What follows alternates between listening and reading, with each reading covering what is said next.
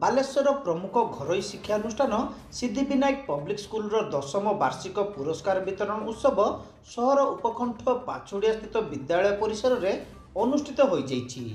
तिरुपति संस्कृत विश्वविद्यालय पूर्वतन कुलपति प्रोफेसर डॉक्टर हरेकृष्ण शतपथी एथिरे मुख्य अतिथि भाव जोगदे कार्यक्रम को उद्घाटन करथिले। शिशु को आग्रह को अभिभावक माने प्रोत्साहन देवा उपरे से गुरुत्वारोप करथिले। सफल कैरियर गठनर प्रलोभन रे पड़ी कौनसी विषय पढ़ा को बाध्य करने उचित नुहे बोली प्रोफेसर शतपथी मत प्रकाश करथिले। छात्र छात्री माने विज्ञान और गवेषणा उपरे अधिक ध्यान देवा सहित आधुनिकतार चाकचक्य मध्य पाश्चात्य सभ्यता को अंध भाव अनुकरण परिवर्ते निज भाषा साहित्य और संस्कृतिर सुरक्षा दिगरे ध्यान देवा आवश्यक बोली मत देथिले।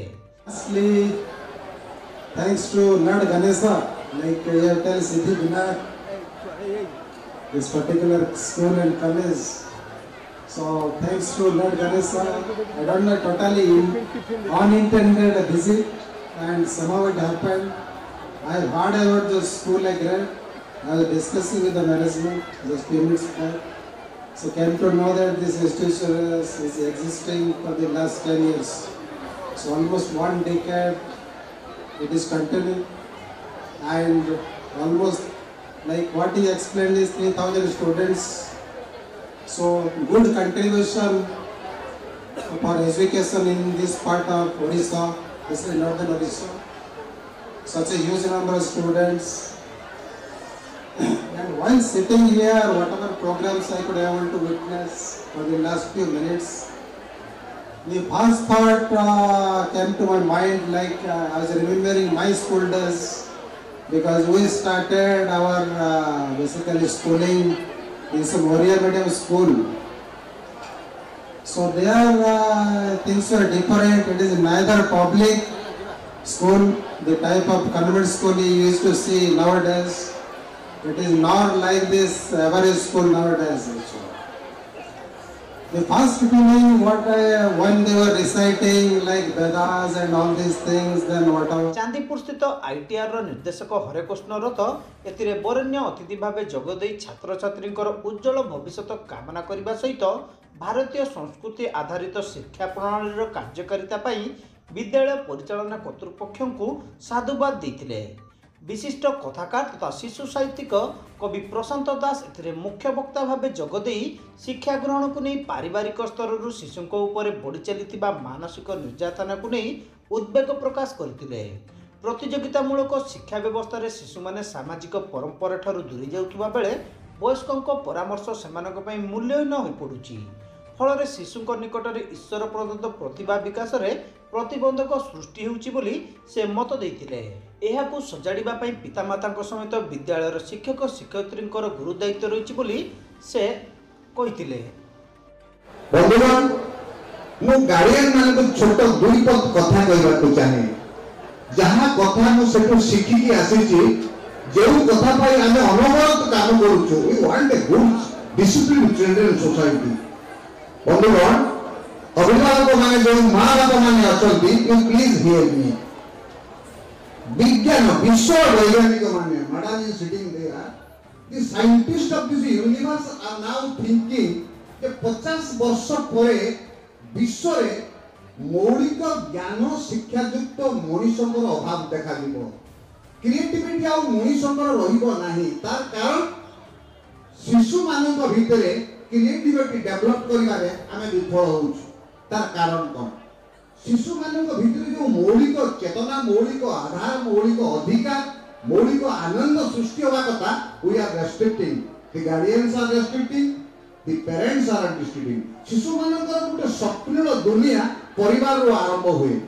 एबे परिवार रे शिशु मानकर से दुनिया नाही, शिशु ता दुनिया रे निजे बंचे। तार यूनिवर्स अछि, प्रत्येक शिशुर गोटे यूनिवर्स अछि। सेही यूनिवर्स रे से बंचे एवं बंचिबा को चाहे, किंतु गार्डियन माने ताको बंचिबा को दियंतु नाही। तेणु शिशुर मौलिक अधिकार को शोषण करा जाउछि, सुरक्षा करा जाउ नाही। से सेमिनार रो होइतिला। तार कारण होछि जदि मौलिक क्रिएटिविटी थिबा शिशु एबे जन्म न हेबे, ताकर ज्ञानर विकास न हबो, ताको शिक्षार विकास न हबो, आगामी दिन रे सेमाने जेतेबेले मनुष्य हेबे सेतेबेले आउ तांकर मौलिक शिक्षा मौलिक क्रिएटिविटी रहिबो नाही खूब कम लोकंकर ज्ञान उपरे हमको निर्भर करबा को पड़िबो समग्र यूनिवर्स को निर्भर करबा को पड़िबो यंगस्टार ऑफ ओडिशार प्रकल्प निर्देशक डॉक्टर मनीष आचार्य सम्मानित अतिथि भाव जोगदे गुणात्मक शिक्षादानर विभिन्न दिग उपरे आलोकपात करथिले। विशेषकर कुनी कुनी छात्र छात्री मानसिक स्थिति को दृष्टि रखी शिक्षादान प्रति गुरुत्व देवा उचित बोली से मत देइथिले। स्कूल अध्यक्ष सुधांशु पंडा एथिरे पौरोहित्य करने सहित विद्यालय इतिहास और सफलता संपर्क में आलोकपात करथिले। दीर्घ 10 वर्ष मध्य सिद्धिविनायक पब्लिक स्कूल बहुत छात्र छात्री उत्तीर्ण हो सफल कैरियर गठन कर से प्रकाश करथिले। शिक्षानुष्ठान परिचालना ट्रस्टर चेयरमैन कबीर कुमार मडुआल एथिरे स्वागत भाषण प्रदान करथिबा बेले ट्रस्टर सभापति मौसम कुमार सिंह वक्तव्य प्रदान करथिले। प्रधान शिक्षयित्री मेरी सांटियागो एथिरे यथाक्रमे स्कूल वार्षिक विवरणी उपस्थापन करथिले। पूर्वर होइतिबा विभिन्न प्रतियोगितार कृति छात्र छात्री को एही अवसर में अतिथि माने पुरस्कृत करथिले। पर स्कूल छात्र छात्री द्वारा आकर्षणीय सांस्कृतिक कार्यक्रम अनुष्ठित होइतिला। शेषे विद्यालय अध्यक्ष श्री पंडा समस्त को धन्यवाद देथिले। सहयोग सिद्धिविनायक पब्लिक स्कूल केवल बालेश्वर नुहे समग्र ओडिशा रे एक अग्रणी शिक्षानुष्ठान रूपे परिचित होइछि एवं फास्टेस्ट ग्रोइंग स्कूल सबुठु द्रुत गति रे आगु को बढ़ुवा स्कूल हिसाब से परिगणित होइछि। जो स्कूल 2014 मसीह रे 160 पिला को आरंभ होइथिला आज से स्कूल 9 वर्ष पर 2200 संख्या अतिक्रम करिछि। तेणु से आपण यथेष्ट सहयोग आपण यथेष्ट विश्वास आम प्रति अच्छी एवं आम चेष्टा करूँ से विश्वास को नहीं आगू को जीवा एवं आम कॉलेज खाली अतिथि मान जानापी खाली कहीदेवी आम 2010 मसीह गोटे +2 साइंस कॉलेज खोली केत जो बस शिक्षाविद आम कॉलेज खोली एवं से कॉलेज 14 वर्ष तार सरला 14 वर्ष पर या भितर आम 14 वर्ष भितर आम अनेक पिला IIT इंजीनियर NIT इंजीनियर अनेक पिला डॉक्टर OS बहुत बड़ बड़ पद को जाई सारी।